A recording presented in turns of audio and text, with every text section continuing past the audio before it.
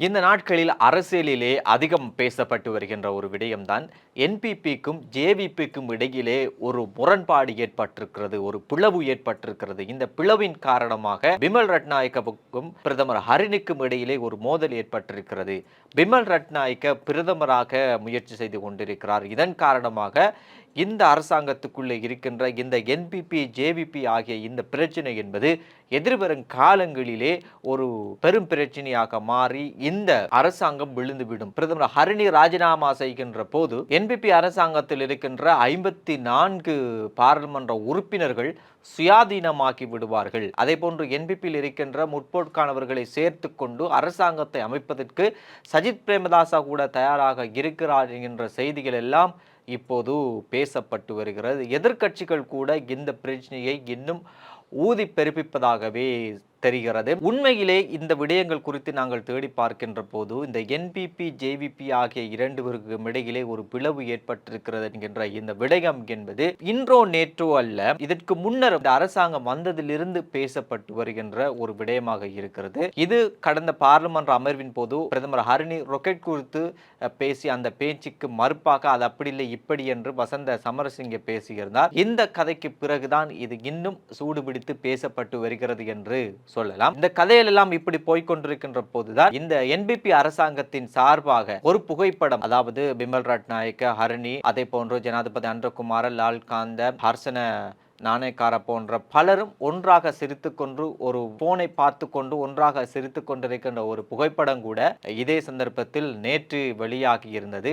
அரசாங்கத்தின் சார்பிலிருந்து எங்களுக்குள் எந்த பிளவும் இல்லை, நாங்கள் ஒன்றாகவே இருக்கிறோம் என்று அந்த புகைப்படம் சொல்கின்றது என்று சொல்லலாம். ஆனால் இது குறித்து அரசாங்க தரப்பில் இடத்திலே நாங்கள் பேசுகின்ற போது அவர்கள் சொல்கின்ற விடயம்தான் இது ஒரு உருவாக்கப்பட்ட ஒரு செய்தியாக இருக்கிறது. இந்த வித்தையை நன்றாக தெரிந்த ஒருவர் தான் ரணில் விக்ரமசிங்க. ரணில் விக்ரமசிங்க தான் இந்த பிரித்தாளி என்ற விடயங்களை கச்சிதமாக செய்யக்கூடிய ஒருவராக இருக்கிறார்.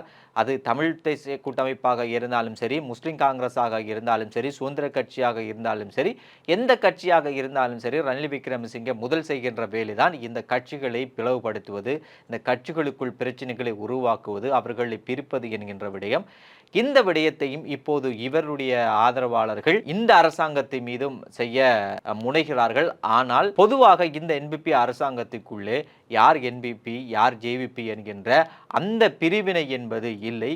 இந்த விடயங்கள் குறித்து இப்போது பேசப்படுகின்ற இந்த முரண்பாடுகள், வெளியில் பேசப்படுகின்ற இந்த கதைகள் குறித்து இந்த அரசாங்கத்தில் இருக்கின்ற எவருமே கணக்கில் எடுப்பதாக இல்லை என்கின்ற விதத்திலே அரசாங்க தரப்பிலிருந்து பேசிக்கொள்கிறார்கள். ஆனால் இன்னும் ஒரு விடயமும் பேசப்பட்டு வருகிறது. அதுதான் எதிர்வரக்கூடிய நாட்களிலே 2-3 பிரதி அமைச்சர்கள் புதிதாக நியமிக்கப்படலாம் என்கின்ற விடயமும் பேசப்பட்டு வருகிறது. குறிப்பாக இப்போது சுகாதாரம் ஊடக அமைச்சுக்கு ஒரு பிரதி அமைச்சர் கிடைக்கப்படலாம், அதே போன்று மின்சக்தி அமைச்சுக்கும் ஒரு பிரதி அமைச்சர் கிடைக்கப்படலாம் என்கின்ற விதத்திலும் ஒரு கருத்து போய்கொண்டிருக்கிறது. இது குறித்து தான் ஏற்கனவே எதிர்கட்சியிலே இருக்கின்ற நளின் பண்டார கூட எதிர்வரும் நாட்களிலே இந்த அமைச்சரவையிலே மாற்றம் பெறும் என்று கூறியிருந்தார். இப்போது இந்த பிரதி அமைச்சர்கள் குறிக்கின்ற போது நான் சொன்னது ஏற்கனவே நடந்துவிட்டது என்று நளின் பண்டார பெயர் எடுத்துக் கொள்வதற்காக வேண்டித்தான் இந்த கதையும் இப்போது பேசிக்கொண்டு வருகிறார்கள். ஆனால் எதிர்வரக்கூடிய நாட்களிலே 2-3 பிரதி அமைச்சர் பதவிகள் கொடுக்கப்படலாம் என்றும் பேசப்பட்டு வருகிறது. அதே போன்று பிமல் ரட்நாயக்கவுக்கு அவருக்கு இப்போது கொடுக்கப்பட்டிருக்கின்ற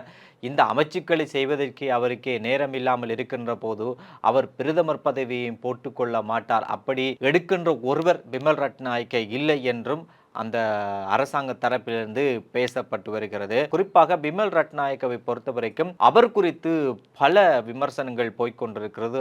ஆனால் உண்மையிலே பிமல் ரட்நாயக்க வடக்கில் இருக்கின்ற தமிழர்களுக்கு ஒரு நியாயம் கிடைக்க வேண்டும் என்பதில் உண்மைக்குண்மையாக வேலை செய்து வருகின்ற ஒருவராகத்தான் பிமல் ரட்நாயக்க இருந்து கொண்டிருக்கிறார் என்கின்ற கருத்தும் அரசாங்க தரப்பிலிருந்து பேசப்பட்டு வருகிறது. எது எப்படியோ வெளியிலே என்பிபிக்கும் ஜேவிபிக்கும் இடையிலே ஒரு பிரச்சனை போய்கொண்டிருக்கின்ற என்ற விவாதம் போய்கொண்டிருந்தாலும் உள்ளுக்குள்ளே அப்படியான எந்த ஒரு பிரச்சனையும் இல்லை. அவர்கள் இந்த விவாதத்தை கணக்கில் எடுப்பதாகவும் இல்லை. இந்த அரசாங்கத்துக்குள்ளே அவர் ஜேவிபி இவர் என்பிபி என்கின்ற அந்த பிரிவினை இல்லாமல் எல்லோரும் ஒன்றாக சேர்ந்து வேலை செய்து வருகிறார்கள் என்றுதான் அரசாங்க தரப்பிலிருந்து பேசப்பட்டு வருகின்ற விடயமாக இருக்கிறது.